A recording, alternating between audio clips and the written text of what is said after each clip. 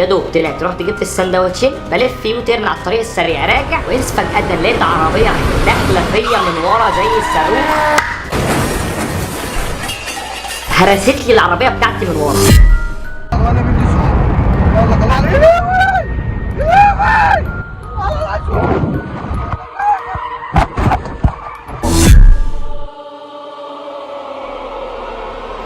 السلام عليكم ورحمه الله وبركاته، ورجعت لكم في فيديو جديد. بصوا انتوا وحشني جامد قوي قوي قوي قوي، يعني انا مش قادر اوصف لكم انتوا وحشني قد ايه، بس انا عارف ان انا اتاخرت عليكم، بقالي كتير قوي ما نزلتش فيديوهات، بقالي فتره كبيره جدا ما نزلتش فيديوهات. انا عارف ان انا مهمل جدا في القناه، انا عارف وظالمكم معايا، انتوا بجد على راسي من فوق، بجد بجد انا فرحان بيكم جدا وحقكم عليا جدا جدا جدا جدا.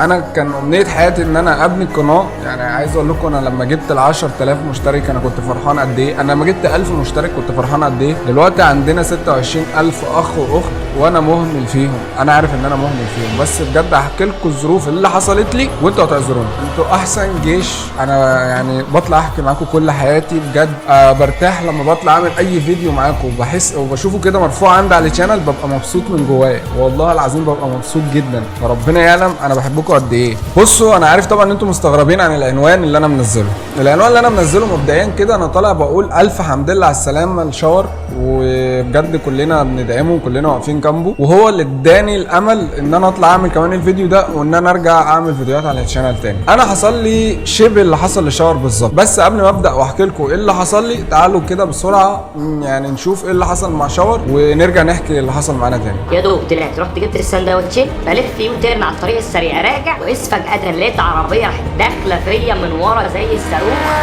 هرست لي العربية بتاعتي من ورا.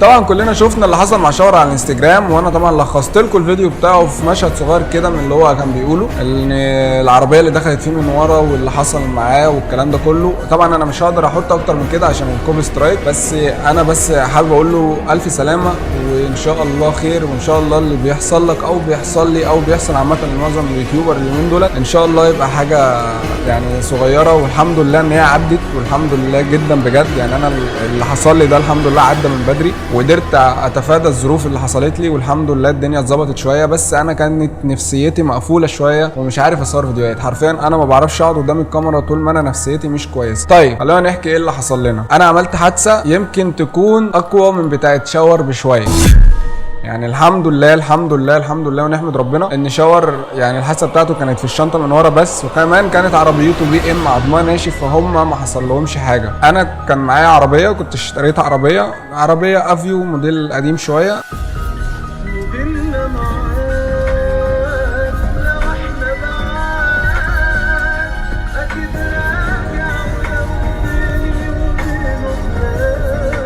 فطبعا كلنا عارفين ان العربيات الافيو خفيفه جدا وصاجها خفيف جدا وخفيفه كمان على الطريق، رغم ان انا ما كنتش بجري. بس انا هقول لكم ايه اللي حصل بالظبط. انا من ساعه ما جبت العربيه دي وانا حصل لي مشاكل كتير جدا، هنبدا باولهم. انا كنت هولع بالعربيه دي، كنت انا واصحابي كنا هنولع بيها، مش انا واصحابي، كنت انا وشخص من صحابي كنا برضو كنت معاه في مشوار، كنا بنجيب له عربيه، فانا كنت معاه وكنا بنشوف له عربيه كويسه، بندور على عربيه كويسه عشان هو حابب يشتري عربيه. من ضمن المشوار اللي احنا كنا بنروحه علشان نشوف عربيه، وبالفعل رحنا واتفرجنا على العربيه، وبعد ما خلصنا واتفرجنا وجينا نمشي اجي ادور العربيه مش عايزه تدور، اجي ادور العربيه مش عايزه تدور. اكتشفت ان تانك البنزين يعني اللي بيفهم في العربيات هيعرف الموضوع ده، تانك البنزين اتحرق جوه، يعني مش تانك البنزين، في حاجه اسمها مش عارف اقول لكم ايه، مش فاكر اسمها ايه بالظبط، اللي هي بتبقى جوه تانك البنزين. انتوا اكيد اللي بيفهم في العربيات فاهم، او انا هبين لكم صورتها دلوقتي. البتاع ديت اللي هي يعتبر بتوصل بنزين للموتور او الريداتير، او اللي هي بتوصل له بنزين علشان يعمل يعني يشتغل بمعنى اصح. انا مش قادر اوضحها شويه عشان مش فاهمها شويه، انا كنت برضو على قد في العربيات، انا سواق بعرف اسوق، لكن برضو كنت اول مره اجيب عربيه ومش فاهم الكلام ده قوي. اكتشفت ان هي ساحت جوه تانك البنزين، جوه البنزين نفسه، عملت شراره وساحت جوه البنزين نفسه. انا ساعتها الميكانيكي اللي غيرها لي قال لي احمد ربنا ان التانك البنزين بتاعك كان مليان بنزين، ان هو لو ما كانش مليان بنزين كان ممكن الشراره ده تلقط في التانك كله كان مولع في العربيه. دي كانت اول حاجه كانت هتحصل لي بسبب اول ما جبت العربيه. قلت الحمد لله غيرنا البتاعه بتاعت البنزين دي والحمد لله عدت وخلاص وطلعنا من الموضوع. تاني حاجه على طول يعني ما كملتش بالظبط، بعديها باسبوعين 3 وانا ماشي على طريق. انا طبعا كنت جايب العربيه شغال بقى اوبر، انا يعني كنت جاي باكل عليها عيش لحد ما ربنا يكرمنا في مشوارنا في اليوتيوب. كنت في مشوار وكنت في الجيزه، بيني وبين الجيزه انا من مدينه السلام، وبيني وبين الجيزه مشوار بعيد يعني مش اقل من ساعه ونص او ساعه بمعنى صح بالعربيه. وكان معايا كمان ركاب، ويا دوب نازل من على كوبري كده وانا معدي من على كوبري وفي مطب في النص، فعديت المطب بالصدفه. انا كنت هاكله بس لحقته وعديته، ويا دوب بعدي المطب هوب لقيت العربيه قامت مكلبشه في الارض. بنزل ببص لقيت العجله الشمال بتاعت السواق معوجه كده.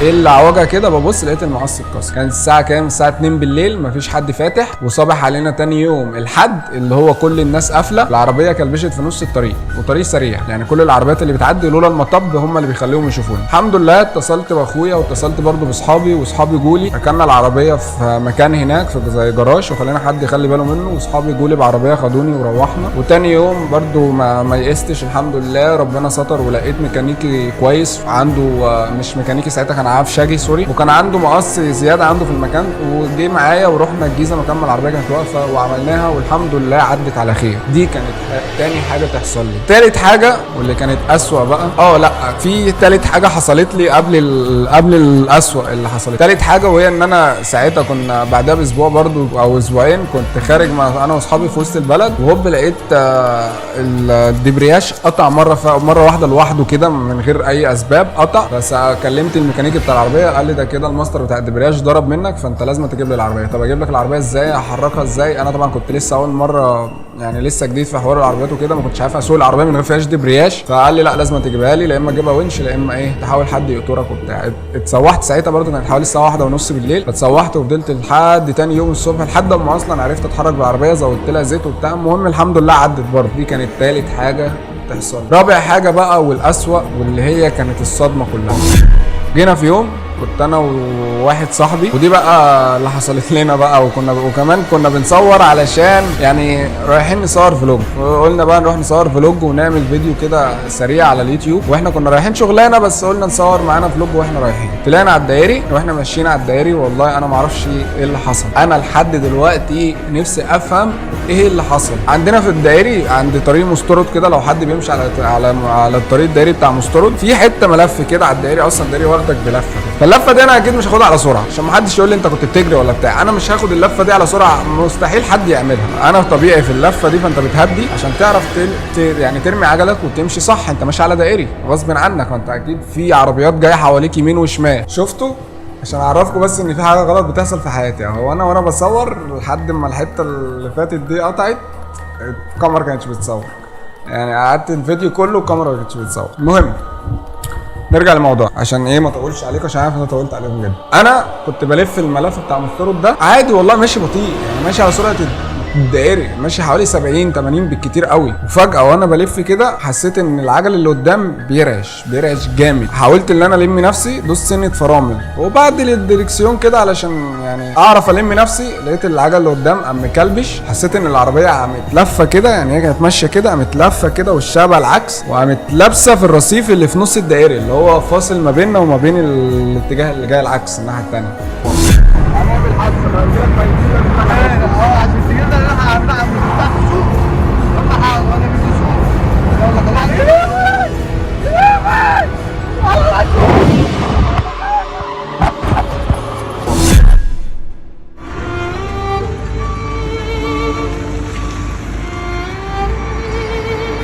ولولا ان انا الرصيف ده العربيه متلابسه فيه او متسانده فيه، كانت العربيه دي كانت اتقلبت وكنا ممكن نموت.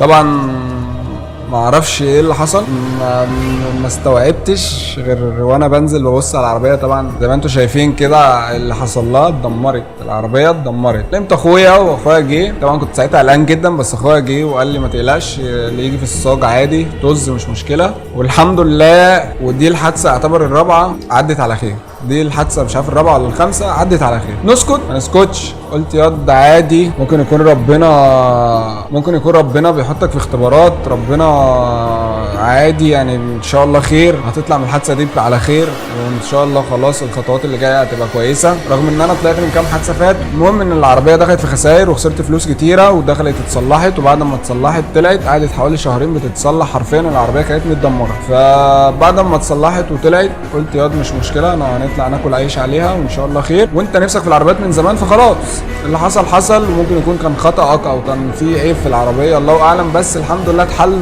والدنيا تمام. بعد الحادثه دي ب3 ايام بالظبط، اليوم الثالث بعد الحادثه، بعد ما العربيه طلعت من التصليح وكده، بعد ما العربيه طلعت من التصليح ب3 ايام كنت في مشوار وجاي من اكتوبر، كنت راجع على البيت، المفروض ان انا خلاص هروح والساعه 2 بالليل، وانا راجع طريق سريع عادي، العربيات بتجري عليه، عربيات من جنب عماله تجري كده، عربيات من جنب بتجري كده، وانا ماشي طريق على السرعه القانونيه بتاعه الطريق اللي هي كانت 50 60 ما زدتش عن 70، وماشي على الطريق بالراحه، وفجاه اتفاجئ بحفره او بلاعه حرفيا تبلع عربيه.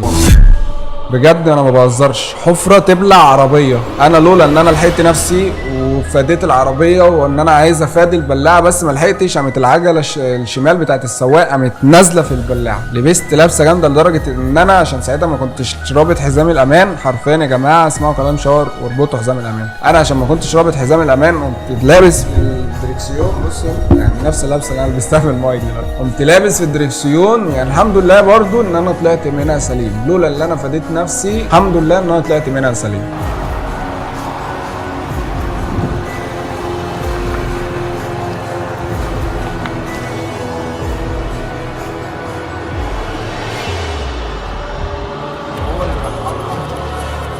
ايوه هم اصلا راحوا بعض الحمد لله.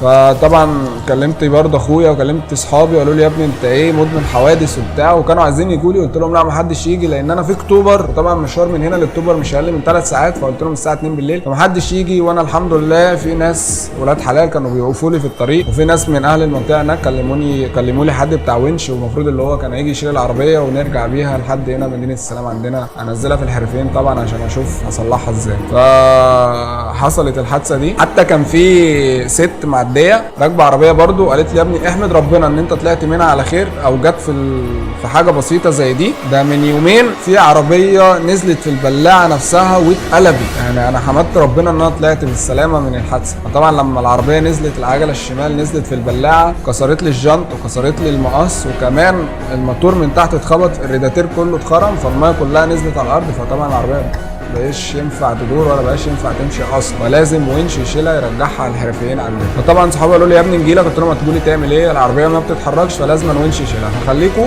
استنوني هناك انا اجيب ونش واجي. انا عايز اقول لكم حرفيا وانا راجع في الونش انا كان يعني انا عيطت من كتر الحاجات اللي حصلت طبعا. بس دي كانت اخر حادثه، العربيه نزلت اتصلحت، فضلت واقفه في الجراج لحد ما الحمد لله اتباعت، وبعتها كمان بالخساره، بس الحمد لله بعتها، وقلت ماليش نصيب فيها، الله اعلم انا واخد عين فيها، او الله اعلم ربنا مش رايد ان انا يبقى ليا اكل عيش عليها، فقلت مش مشكله الحمد لله. كل الحاجات دي طبعا كانت كسره في نفسيتي، وكنت تعبان جدا، ما كنتش عارف اصور لكم فيديوهات، ما كنتش عارف اطلع اتكلم قدام الكاميرا، ما بعرفش انا اقعد قدام الكاميرا وانا نفسيتي تعبان. بس طبعا نرجع تاني لموضوعنا ونقول الف سلامه لعمر شاور، وبجد هو اللي اداني الامل ان انا اطلع اكلمكم واحكي لكم عن اللي حصل لي، واقول لكم انا بجد اتاخرت عليكم ليه في الفتره اللي فاتت دي كلها. بس هرجع واقول ان انتوا الوحيدين الجيش الداعم ليا، وان انتوا الوحيدين مستقبلي وحياتي، وان شاء الله القناه تعلى ونبقى بجد جيش في اليوتيوب جامد جدا ان شاء الله. انا ناوي ان انا اعمل لكم سلسله فيديوهات جامده جدا، بس طبعا مشاكل بتحصل تخلي الواحد يعجز عن ان هو يصور فيديوهات. وغير كده برده من ناحيه ثانيه مفيش مقابل داعم، ان انا لما ارفع فيديو الاقيه جاب 200 مشاهده او 100 مشاهده، دي برده حاجه تزعل، حاجه تزعل. ان انا فيديوهات عند الله اكبر جابت ملايين مشاهده، فاللي هو انا اتشافت كتير على اليوتيوب، فحاجه تزعل ان انا لما ارفع فيديو يجيب 200 مشاهده، حاجه وحشه جدا. فيلا الحمد لله، وان شاء الله الفيديوهات اللي جايه كتيره وراجع لكم تاني، هعرف تزهقوش مني، اهم حاجه ان انتم ما تزهقوش مني. فان شاء الله الفيديوهات الجايه هتكون فيديوهات كتيره، وان شاء الله مش هنبطل فيديوهات تاني، ربنا معانا في اللي جاي. بس مش ناقص منك بس ان انت غير تدعمني، تعمل لايك وسبسكرايب في القناه عشان تشوف الفيديوهات الجايه. واسف جدا على التاخير بجد، اشوفكم الفيديو الجاي على خير، سلام. حاولوا تحبطوني برضو مش هتوقفوني، بسكوني تسيبوني فين دماغكم شيلوني، اسأل صاحبك يسأله تيجي قدامي تفشلوا، حاولوا تحبطوني برضو مش هتوقفوني. ربك بيريد، حب الناس بيزيد، شكلك ما جيتش